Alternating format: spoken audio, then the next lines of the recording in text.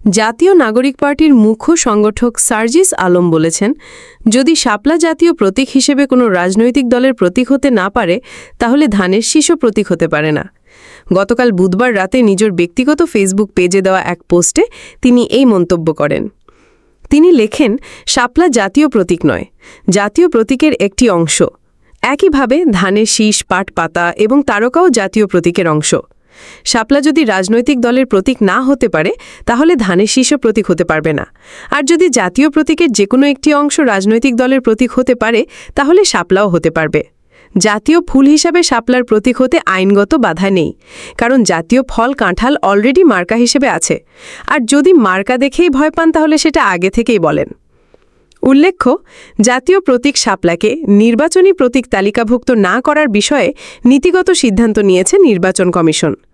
এর আগে 22 জুন জাতীয় নাগরিক পার্টি এনসিপি নির্বাচন কমিশনের নিবন্ধনের জন্য আবেদন করে। আবেদনে তারা সম্ভাব্য প্রতীক হিসেবে শাপলা, মোবাইল ও কলমের কথা উল্লেখ করে।